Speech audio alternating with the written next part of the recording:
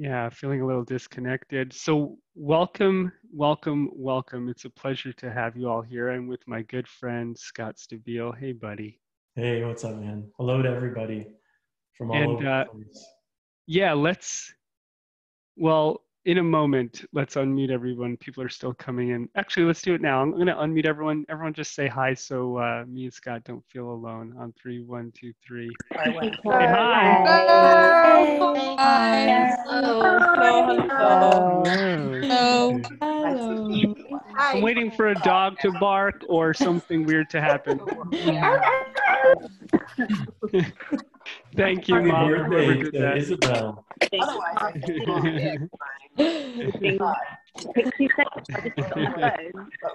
So, all right. I'm gonna mute everyone. Hi, everyone. Thanks for yeah, and you can turn your video off after you say hi. Thank you. So let me unmute you, Scott. She wrote it's her birthday. And Oh, she happy feels pretty good, birthday! actually. Yeah. Amazing. So Scott is an author. He has a beautiful book called Big Love, which if you haven't read yet, you should. And he was a guest on the podcast last year. And actually, I was just watching the video of the podcast, Scott, for the first time in like a long time. And when we started the episode, we were just laughing so hard. And I can't remember what it was, but that's how that episode started. And that was the first time you reminded me that was the first time we had ever spoken. And like just for 5 minutes before the episode, we were just like laughing so much. So me and you have been friends ever since. And me and Scott were going to teach a retreat in Bali together this July, which we had to cancel because of everything going on in the world. And we figured, well, if we can't all be laying on the beach in Bali together, drinking coconuts, we could do it on Zoom. Absolutely. So here we are. And, you know, there's so many of you who decided to come join us who wouldn't be able to get to Bali. So today we wanted to work on healing uncertainty in the heart. And I was thinking, who do I know who is really mastering the energy of the heart? And Scott came right up for me. And so I invited him to come in. And so, Scott, I wanted to take this opportunity today and to work with to have you come in and work with all of us around exploring what's going on in our heart centers, how to heal it, maybe do some writing together and then some meditation. Sure. And you know, you've been through a lot in your life, and you've been around the world. You've seen so much. First of all, how are you doing, and how are you handling this whole situation on the planet? Yeah. Well, hello to everybody. And I apologize. I was having some audio glitches, so I hope the sound is okay for you all. You're good. You know, one thing that is happening for me, I find daily these days, is I'm feeling everything, like all of the emotions. And I know I'm not alone in this. I know that this is the experience for a lot of us, that over the course of a day, we may be in sadness, and 20 minutes later, we might be feeling hopeful. And a half an hour after that, we might be in this like deep uncertainty and feel disoriented by everything that's going on. I mean, what we are experiencing is unprecedented, and what we're experiencing is heartbreaking, and it's scary, and there's so much unknown, and all of these things are true, right? So the one thing I like to just remind people is that whatever you're feeling is okay. You know, there's no rule book for this.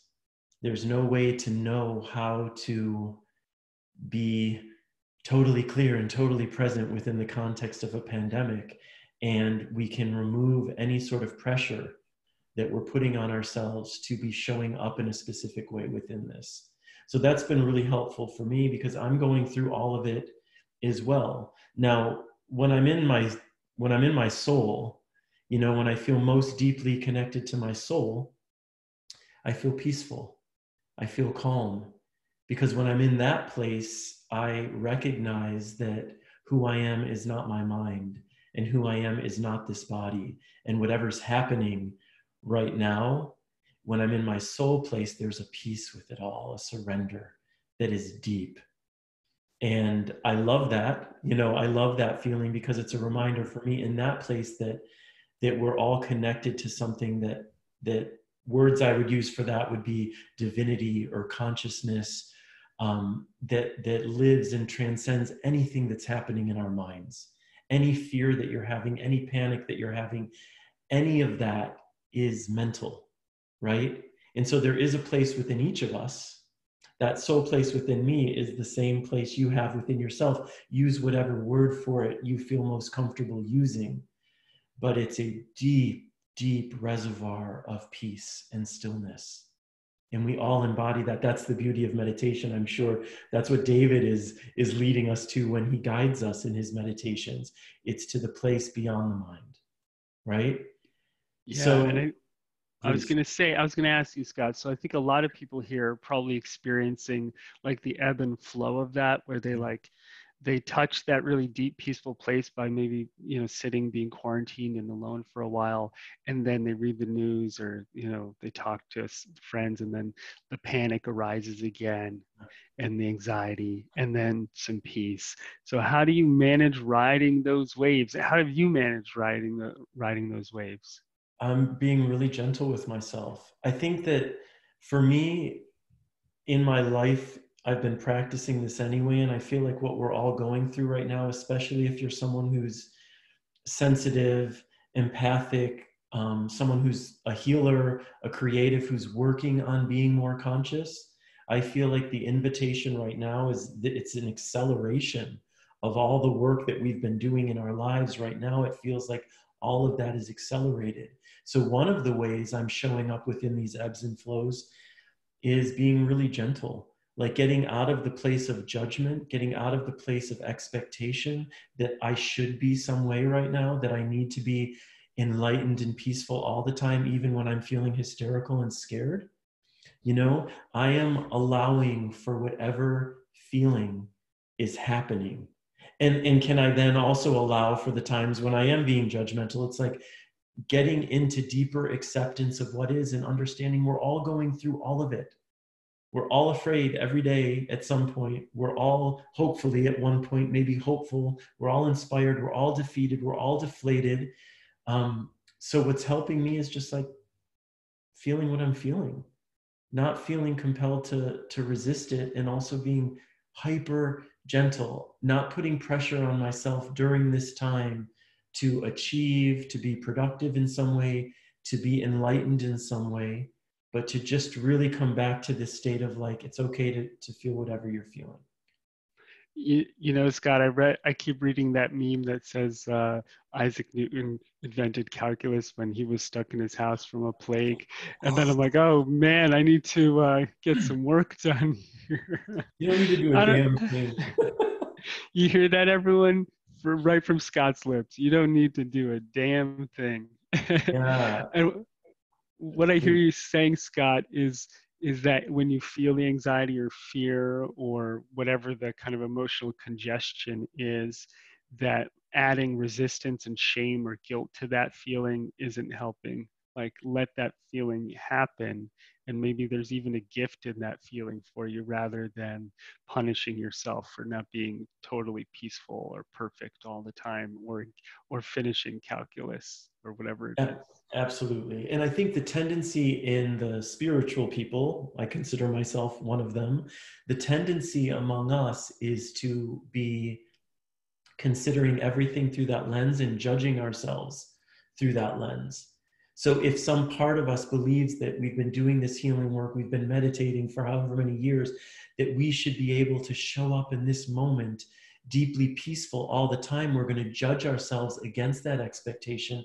And all that ultimately does is create more suffering for ourselves, right? Now, everything I said just then, I believe, and I think there's always value in considering, if we're operating in this agitated place of fear, there's always value in considering what are the opportunities here to bring more peace into this moment if your mind is out of control and fear. So it's not that I'm in denial that what I'm experiencing is fear. I'm also looking for opportunities to expand my perspective on what's going on in this moment. And what I understand is that if I'm living in exaggerated fear in this moment, it means I'm in my mind.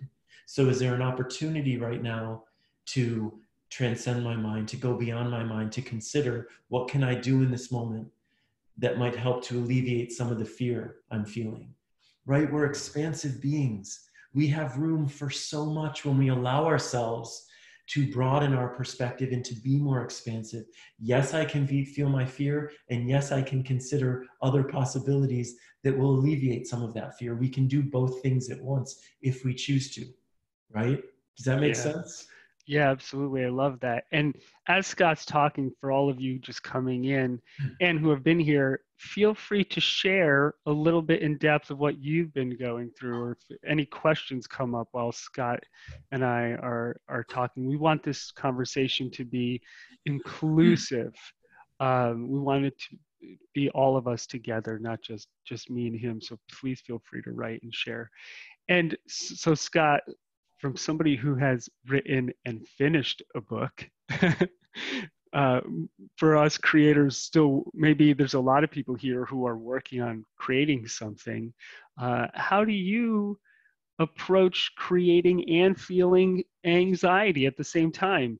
Or, I don't know if any of you have had this experience, but like I've been waking up later than I usually do. Have you been having that? Just almost like just resting more. Mm. So if people are tired a lot or overwhelmed, anxious, if they do want to create something, how do you balance that as a creator? How do you like navigate that path? For me right now, I'm not being very creative. That's how I mean, I'm not really being called to write that much right now.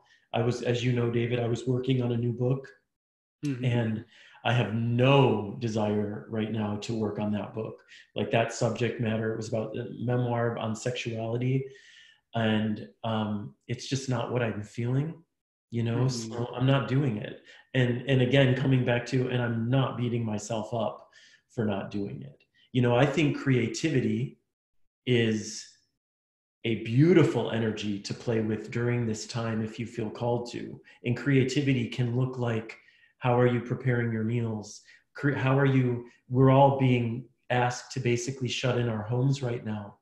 What kind of spaces are you creating in your homes? How are you turning your home into a more sacred space if you feel called to, right?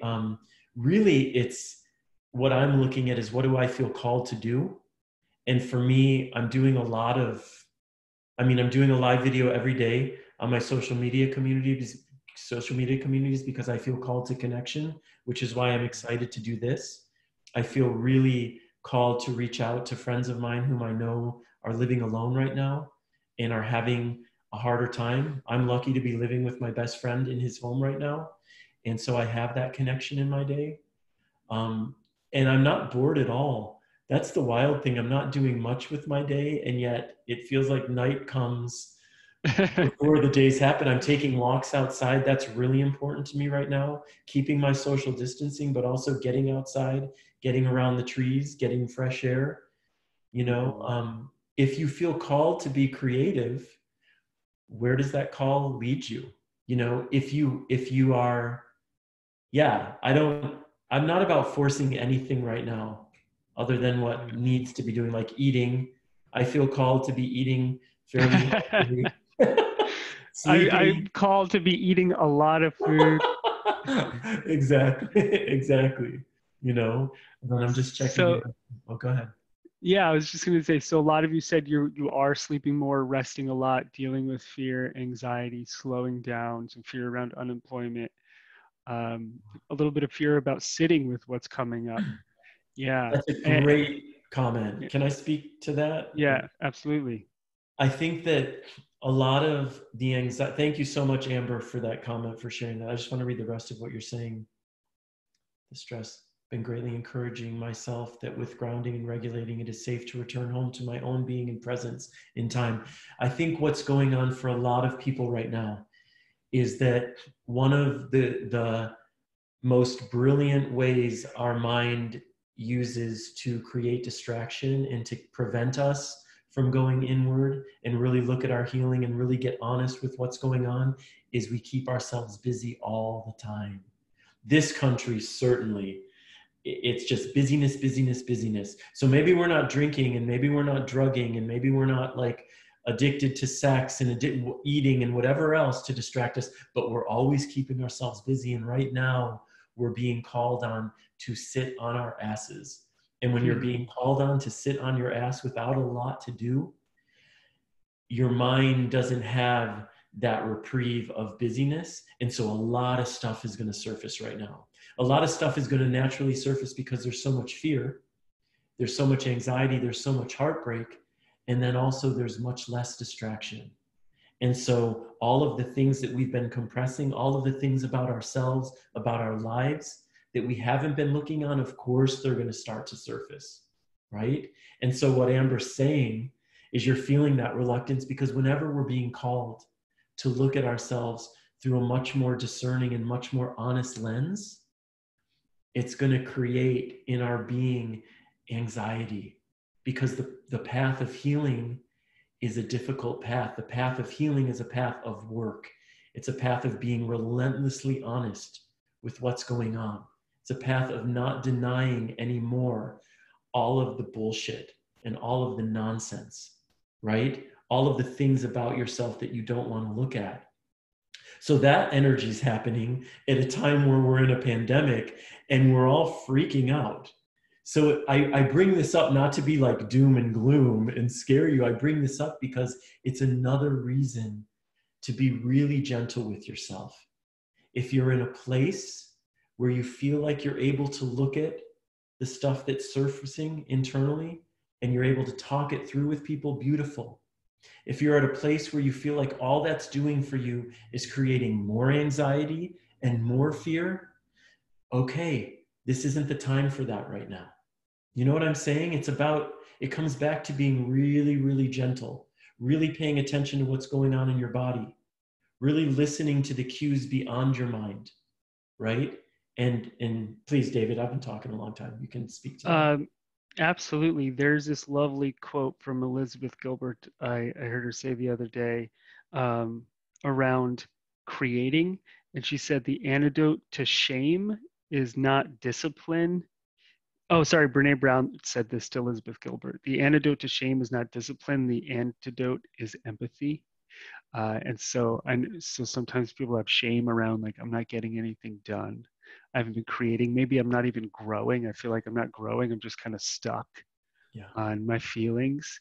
And when Brene Brown said that, I was like, oh, that is so beautiful. The antidote to shame is not discipline, it's empathy. I think we like lean into discipline because we think that we can force ourselves to be better. That's something we're all taught growing up. And I think that approach of just having empathy for that shame instead is better. Absolutely. And wow, the comments just kind of blowing me away. One of you is working at a prison with 1,500 prisoners, and there's a lot of fear around the 600 staff. And yeah, that is intense.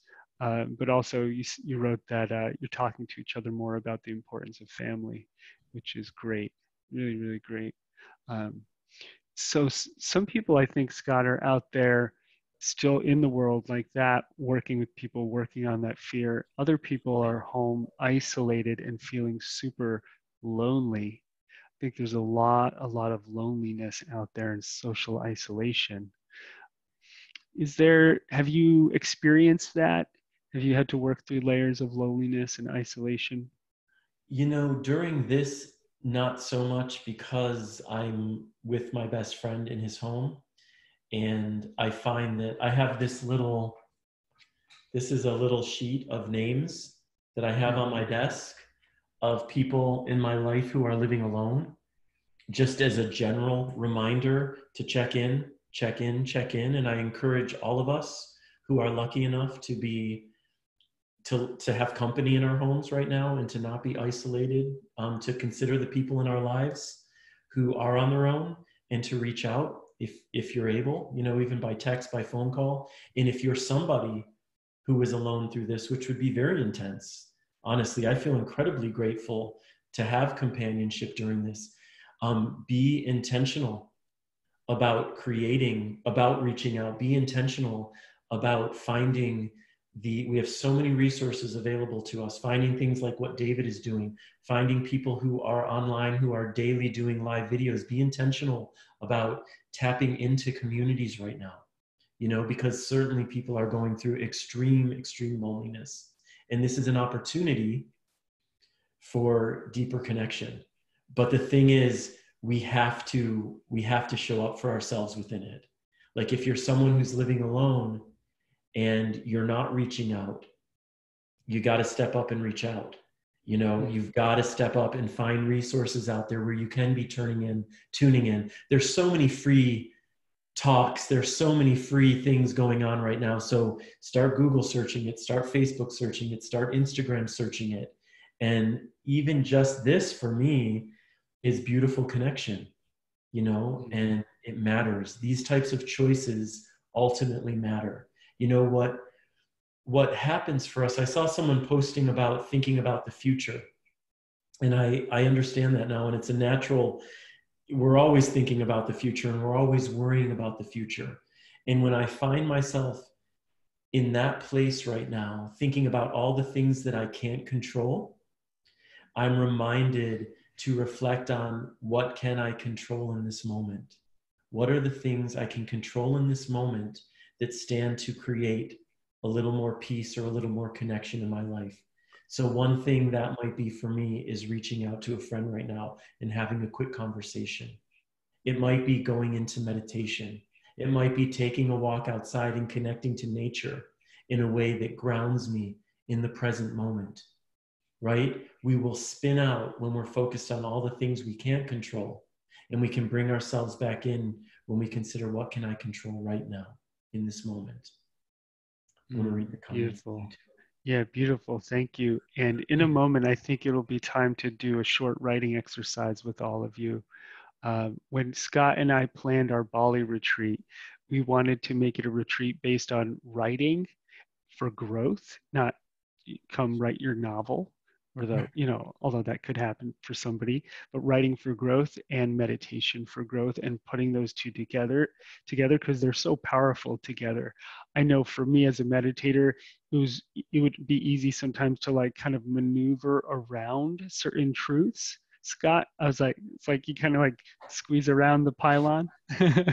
And then when I took my first writing retreat and the teacher was like, write down every heartbreak you've ever had, or write down the 3 times you felt like there's no point to go on, or write down the dreams that you have that haven't come true. I was like, fuck you. I was like, damn, this writing thing is hard. And then what I realized as I was writing was that things were coming out of me that I was very unconscious of just by expressing it, just by putting it down on paper. And I think I underestimated the value of that process, which you have not. And your book, Big Love, I mean, it's a memoir, and you pour your freaking heart out in the hardships you've been through, and in such an eloquent way. Couple questions in that. One, maybe you could shed some light on how we can use writing to help us get through some of these layers? Because otherwise, I think what's happening, and I see this in my students and in myself, is we internalize everything and it doesn't go anywhere. It's just like almost getting it out. So maybe how we can use writing let's just start there. How can we use writing to get through some of these layers? Absolutely. I'm going to answer that. One thing I forgot to say at the top of this that I want to just remind people is that we are raising money for a nonprofit right now. And the nonprofit is the National Coalition for the Homeless. Let me type in. Yeah, I just posted a link to my Facebook page. If you click on that, it doesn't have to be now, it can be after this, but the very first pinned post is a fundraiser that we have going in the homeless population right now. Imagine being on the streets through this, without access to washing your hands all the time, without access to food. And this organization is doing a lot of really, really important work in general, and especially now, to help keep the homeless population safe in this pandemic. So please if you benefit from what you're experiencing here, even $5 to this fundraiser, it goes a long way and it means a lot. Yeah. And And then Scott's, you're going to raise a lot of money because you have a gazillion Facebook followers and they're all amazing human beings. So I'm excited for this. yeah, please. So please donate. Yeah. So to your question, writing is an incredibly powerful tool for healing. And I think what happens for a lot of us when we're dealing with issues in our lives, when we're dealing with conflict, when we're dealing with fear, we're spinning around like a hamster on the wheel in our heads. So what ends up happening is we're just replaying the same scenarios over and over in our minds, and we're not necessarily moving ourselves forward within them. And what writing does, I've noticed time and again in my life, and maybe many of you have, is that writing opens doors that are not opened when we're just spinning in our minds. I mean, writing is also a mental practice. It's partly the mind, right? But when you put pen to paper, especially for me, even more so than fingers to the keys, but both work, suddenly you find yourself exploring areas that weren't coming to the forefront of your consciousness before. And so that's one thing, that we find ourselves having epiphanies that we don't typically have when we're just the hamster on the wheel. The other beautiful aspect of writing from a healing perspective is it's energetically, it's like vomiting, right? So everything is energy, which isn't pleasant typically. It's more pleasant in writing than in real life, but everything is energy. When you remember that our thoughts are all energy, our words are all energy, our actions are all energy. So if you're dealing with anger and it's all just living in your body, if you're not allowing that anger to exist and be put out there, rage into your journal. Type it out, write it out, allow the energy of that rage to leave your body. So what you're doing is two things. You're moving the energy out of your being. Screaming is great for anger. Anything intentionally. So I'm talking about writing, but if you intentionally choose to work with your anger in any way, if you have a lot of dishes to wash and you go to wash those dishes and you say to yourself, I am going into this process of washing dishes with the intention of eliminating this anger out of my body into the action of washing dishes, you are going to clear some of that anger, right? It's about how we're showing up intentionally in our lives.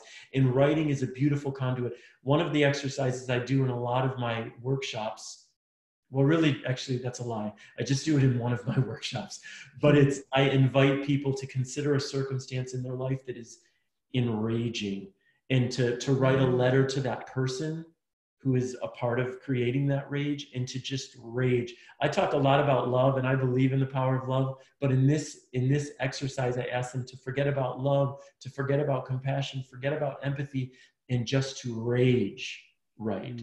And the reason I ask people to do this is because that rage is alive within you. And if we, I believe, to heal, need to be honest with what is really going on within us. And we are conditioned, especially women, not to be angry, to shut it down, right? To be smiling and subservient and everything's okay and to be a caretaker, again, especially for women. So no one's expressing their anger. So we're all sitting on this unexpressed anger that is doing God knows what to our emotions, God knows what to our physical body.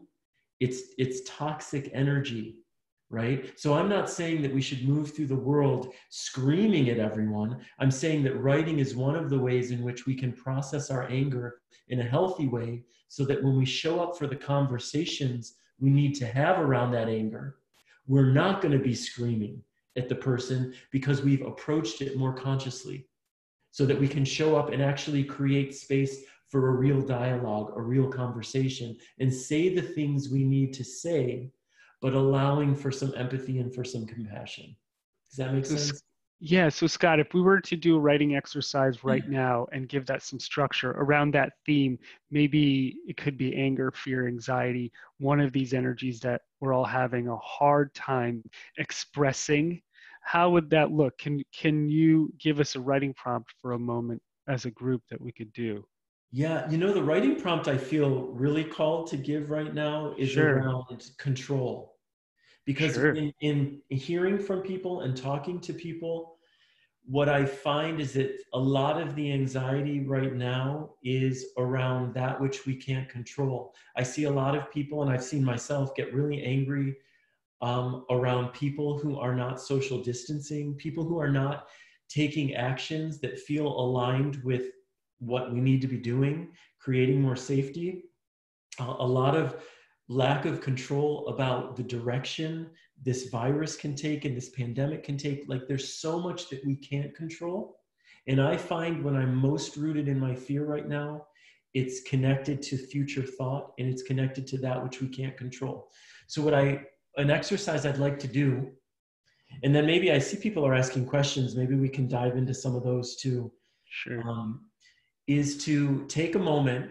If you have paper and pen, write it out. If you don't, maybe get some.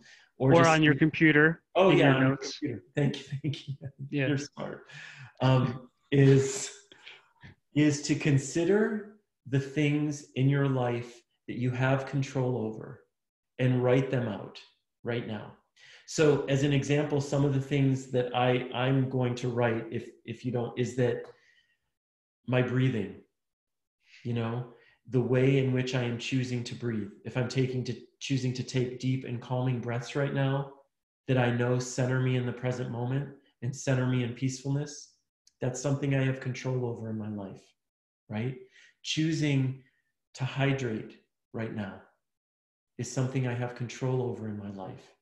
Choosing to stay connected to people in my life is something I have control over. So we can go into silence if you want and take a moment or two, however you want to structure this, David, but just to write a list of things that you do have control over so that you can return to that list when you find your mind is spinning out over what you don't have control over. Yeah, I think that would be great. And me and Scott can chat a little bit while you all start to write. So that writing prompt of what you do have control over. And Scott, did you say what you don't have control over? Or Well, no, just the writing is to stay connected to what you do have you control do? over, so Okay. that when you're feeling that you're spinning out in all the Yeah. things you don't have control over, and you're starting to get really, really anxious and amped up, you can look at this list and return to, I have control over my breath in this moment. I have control over my hydration in this moment. I have control over connection in this moment. Whatever it is for you, if you're in your home, I have control over how I'm choosing to create the space around me, how I'm choosing to make the space sacred. That's something I feel I've been trying to do, is like, I'm spending so much time at home, I have control over the space. What do I want to do with the space that I'm living in for many, many hours during the day? That's great. I mean, my writing prompt was going to be making a list of all the people I wanted to blame for trying to control me, but I think that one is better. We can do that too. Blame is really fun and really healing, as we've Yes. unearthed. I'm just joking. Get into it. Yeah. So take a moment while me and Scott read through some of the comments, maybe answer some questions. Just take a few minutes here, write it out. Write it out, see what comes out. You'd be surprised. You really would be surprised what comes out of you when you start doing some of this writing.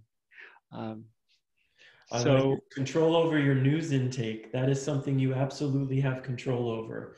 And if you start to really tune into how you're feeling as you're absorbing news, I suspect you're likely to feel a bit more anxious in your body, right? Which is your body telling you, turn off the news. That's how I interpret that message, and it doesn't mean not to be educated. It simply means that if we're ingesting hours and hours and hours of news, we're not serving ourselves in a way that creates more calm or creates more peace. And there's a way to educate ourselves, and I believe that's important, without spending hours in front of the television. great, thank you. Well, what I've done is I put like a head cam on, and my cell phone comes over my face, and it just stays on the news. So whenever I walk around, I don't want to That's miss anything. powerful. How's that been serving you? It's really, I mean, I trip sometimes, but Yeah, of I'm course. very, very informed. Somebody asked, how can I stay empathetic and calm? Sophie, who's a travel nurse, and calm towards triggering conversations and situations surrounding me. Yeah, that's a great. Well, maybe you don't have to. Maybe you I don't have think, to. yeah. Yeah. Go Yeah. ahead. No, sorry. What No, were you saying? no. Go ahead, Scott. I was just going to say, for me, I don't, I'm really have learned that it's not necessary to engage.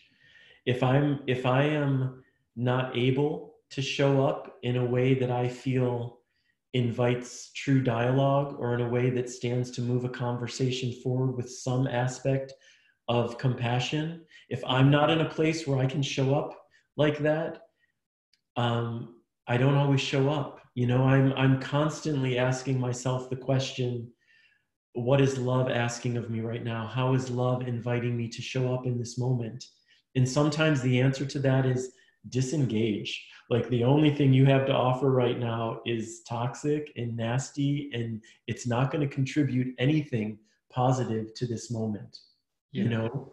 And that doesn't mean to stay silent in the face of injustice. It doesn't mean, I'm not suggesting we don't share what we feel called to share. I'm simply suggesting that if I'm not able to share what I feel called to share in a way that moves the conversation forward with some amount of empathy and compassion and recognition that there's another human being on the other side, no matter what they're saying and doing, why? What is it serving? You know? Yeah. Thank you. And another question, Isabel, she works at the airport and gets a huge blast of sadness whenever she goes. Um, yeah, not sure why. I'm not even sure. That's just more of a comment, but I think there is an energy in there to address. You're sensitive, Isabel. That's why you're a human being, and we are living in a moment of profound fear and profound heartbreak. This is a heartbreaking experience. My heart is breaking again and again throughout the day. You know, I'm crying a lot, and it makes total sense. It makes total sense. And you're working in an environment. My best friend is a pilot, so he's having to go to the airport, and as well, you're working in an environment where the level of fear is exaggerated, right?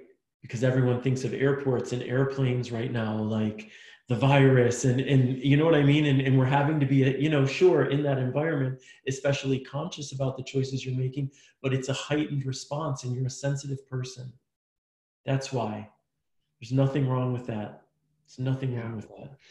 And there's almost like this like least common denominator energy of fear and anxiety that permeates the ethers. I think when you're at a place like the airport, that's very easy to just fall into.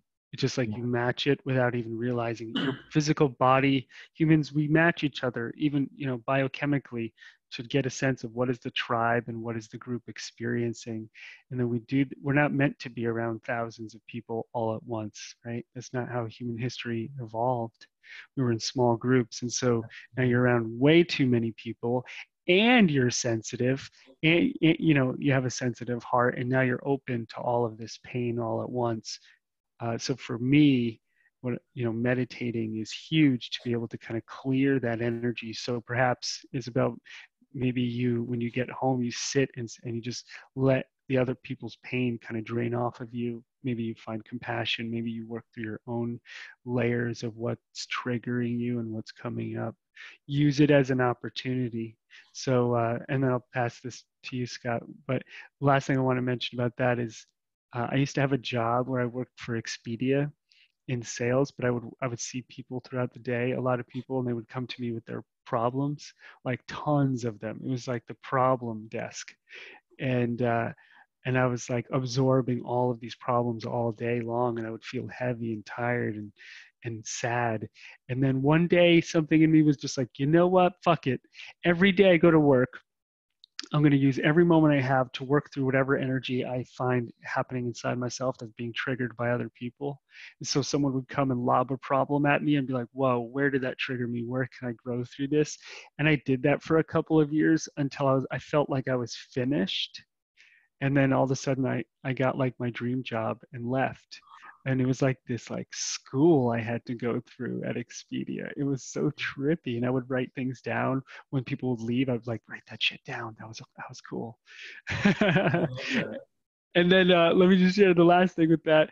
The One of my hardest things was I was always trying to fix every situation. And so if anyone ever felt bad, I would like freak out, like, let me fix it, let me fix it. And one guy came up to me and was just like yelling at me, just like, fix this. And I was like, nah, I'm not going to fix it for you. And he's like, I'll get you fired. And I was like, I don't care. And he literally, you could see the power deflate in him, the leverage deflate. And it was a very hard thing for me to do. And the day after that, I got my next gig that became the director of this meditation school and just launched out of that place. But I like had to go through that fire. And so I don't know what it is for you, Isabel, but maybe there's some initiation, some fire that you're going through and that job, something deep your soul is learning about human sadness. That your soul wants you to learn. That's why you're at the airport. So use the opportunity. Beautiful. I love that. I love that we have Expedia to thank for who you are today. In part. Yeah. Since we can't travel anymore, Expedia will start selling tickets to Zoom calls, I'm sure. Um, so one more question here, and then I think it'd be great to go into a meditation, Scott. Sure. Um, by the way, as I read this, if any of you want to share what you wrote, share a few things that you can control so that other people in the group can see, I think that would be really amazing. So Wonderful. Carla's just asking, I know that meditation can help. I know exercise can help. Why does it take so much? Oh, I lost it. Oh, there we go. Why does it take so much to do when I have oceans of time? You mean like so much energy to get up and actually do it? It's easier to stay stuck in the vacuum of negativity. You want to shift out of it, but there's a lot of sabotage. Yeah. You want me to speak to that a little? Yeah, yeah, Yeah. Look, my experience is that our minds want to stay in control at all costs. That is why the ego exists. It wants to be in control. When you are operating from a place of love, when you're operating from a place of clarity, when you're living from your heart, when you're living from your soul, your mind freaks out. And so it creates distractions, it creates resistance, it creates everything it will create to keep you living in your mind. I'm reading a book right now called, I always forget the name, Healing Back Pain, I think it is, because I was having this lower back thing happening for many months, and I'm early into the book, but this doctor had been seeing hundreds and hundreds and hundreds of patients. And what he came to discover is that their injury, or I should say their condition, their pain, was more often than not connected to the injury that they were expressing they had. And what he came to discover was that their pain was actually connected to past trauma, to something emotional, to something psychological. And so what he learned was that our minds are so clever, they are so determined to keep us from healing, to keep us from looking at our trauma and to dive into the difficult work of healing, that your mind will actually create pain in your body for you to obsess over and focus on. So you're dealing with daily back pain. This isn't for everyone. You might have a real injury. I understand that.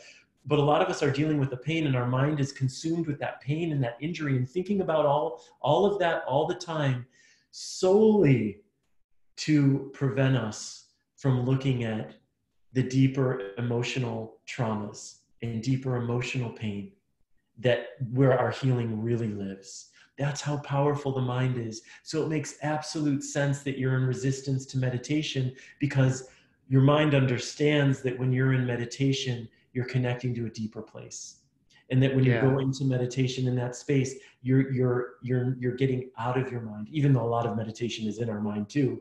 It's like anytime we're choosing to heal from a deeper place, our mind is going to create resistance around it, which is why I believe if you really want to heal, you need to be so committed, so deep in it, and understand that your mind is going to create these barriers and these walls and these distractions. So where is your commitment, right? Where is your dedication to go beyond that? Thank you. And someone just wrote that the name of that book is Mind Over Back Pain by John Sarno. It So it's is in the John comments. Sarno. It's the other one though. It's the Oh, okay. first one he wrote, which is I think called Healing Back Pain. And that it's like he wrote it in 1991. He was way ahead of the curve. But thank you for sharing that. I'm sure the Mind Over Back Pain is a great one too. And so just reading some of what you all can control, your responses, your exposure to people's negativity, um, being grateful, beautiful. So many nice ones. Yeah. How you nurture your body, movement, food, absolutely. So, with these last few minutes, Scott, I would love if you would guide us all in a meditation, maybe on healing an uncertain heart. Yeah, I'd And love to. I'd love to. So I'm going to invite you all, if you feel called to hold your hands over your heart. You can close your eyes. And what I'd like you to do is to just breathe into your heart center. Whatever breath works for you, whatever breath is most comfortable for you, just allow your inhales to take you deeper and deeper into your heart, deeper and deeper into the ocean of love that lives within you, that lives within us all. Breathe into this vast, vast ocean of love, knowing that this is within you 24/7, every day of the year. Knowing that this love that lives within you never leaves. Knowing that this love that lives within you is there for you all the time, by your side. It's got your back. Knowing that this love that lives within you loves you unconditionally always. Really breathe into this love. Allow yourself to rest in this energy that lives within us and outside of us everywhere, this energy of love.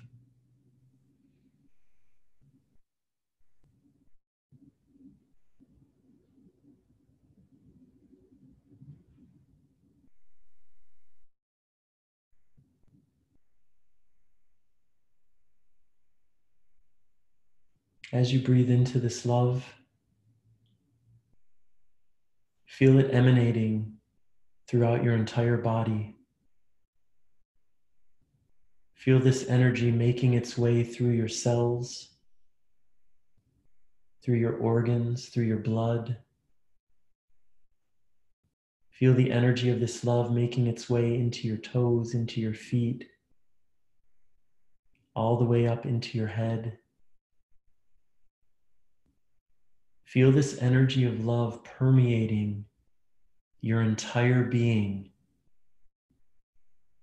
and understand that this energy strengthens you, strengthens your body, strengthens your immunity, strengthens your connection to all that is.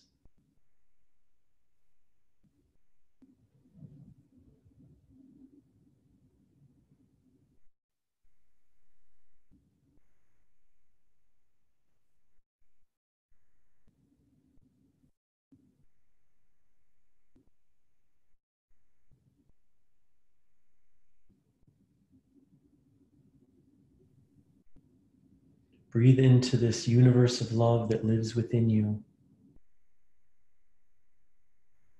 And what I'd like us to do is to repeat out loud the following statements from this ocean of love within you to you.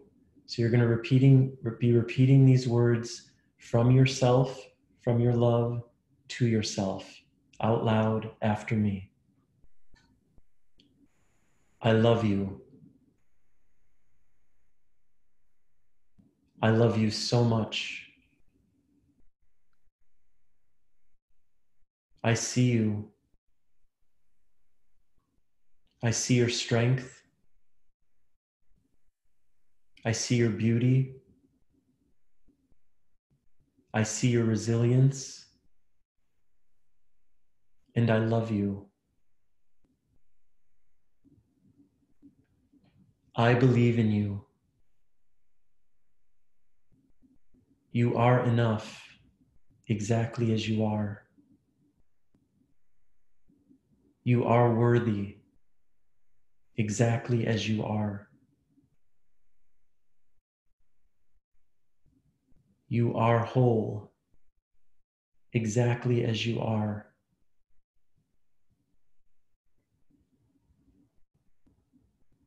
I love you. I love you so much.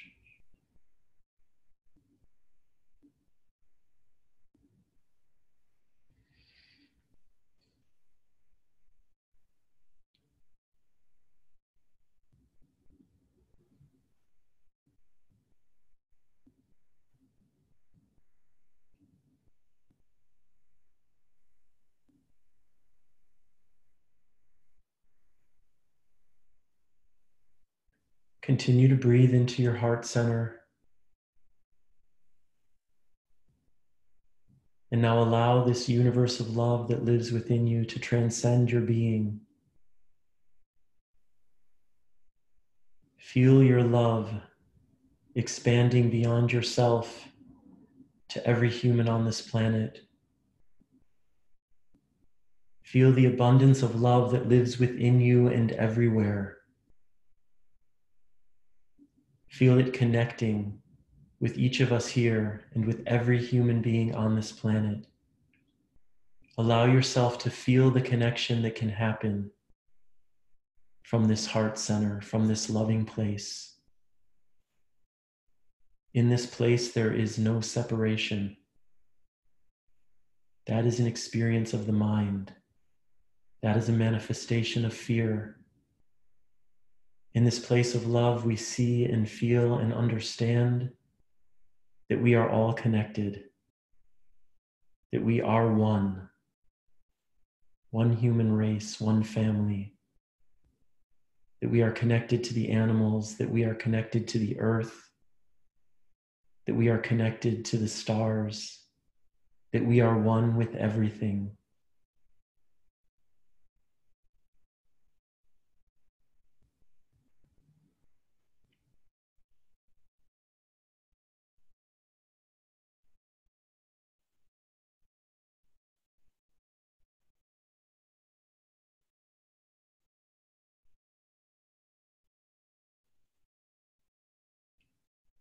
Breathe into this heart center, this universe of love that lives within you,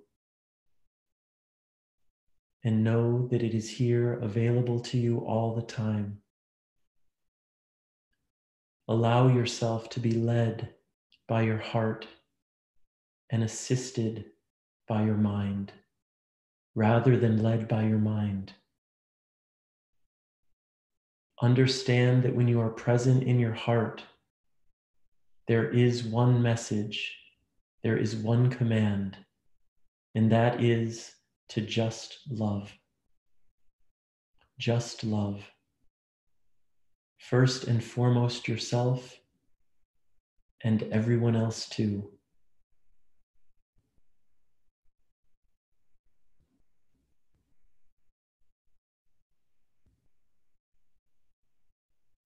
Everyone take a deep breath, a deep inhale into your heart center.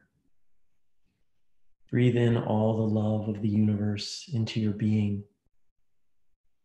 And exhale all the love that you have to share with the universe. Understand that it is impossible to deplete the energy of love that lives within you. It can sustain every inhale and every exhale. It is ever abundant.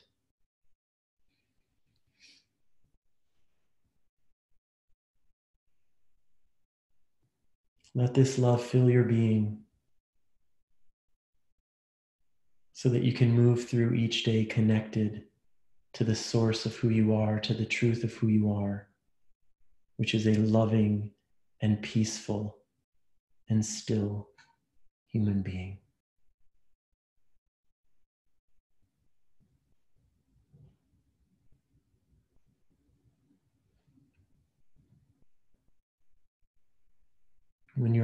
can open your eyes, come back into the space.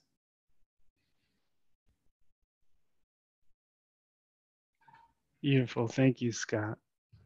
Felt really, really great. Thank you. Thank you. Thank you. Just keep going.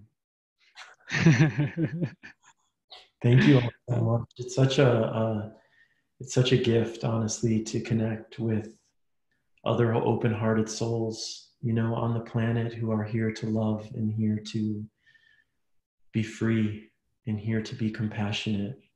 So thank you, David, for inviting me into this space, and thank you all for being here. Yeah, thank you, Scott. And everyone, if you feel moved, if you go, there's a link at the top of our chat. Or go to Scott Stabile's Facebook page. I shared his link on my page too. Yeah, and it's the Coalition for the Homeless. And if you want to donate something for today's session, that'd be really cool if you can. Couple announcements before we go. Well, one is if you haven't read Scott's book, it's called Big Love. It's really, really beautiful. Check it out. Yeah. Two, I'll probably do something again next Sunday. This has been fun, and you all are showing up live and participating. So let's keep rolling. And then Wednesday night, I have meditation school live, and I've made it free for a month because I know not everybody, but a lot of people are having a harder time financially right now. So the link, just go to my website. Yeah, you could sign up there, and we do live classes for meditation school and stuff. So thank you all so much for being here. Thank you, Scott. You're amazing. Let me unmute everyone so you could all say bye. On 3, 1, 2, 3. Bye. Thank you. Bye. Thank you very much. Bye-bye. Sending love. Bye. Bye. Bye. Bye. Bye, everyone. Bye. Thank you so much. Okay, Dan. Thank you. Bye. Yes, I am. Bye-bye. Scott Stabile. Very long.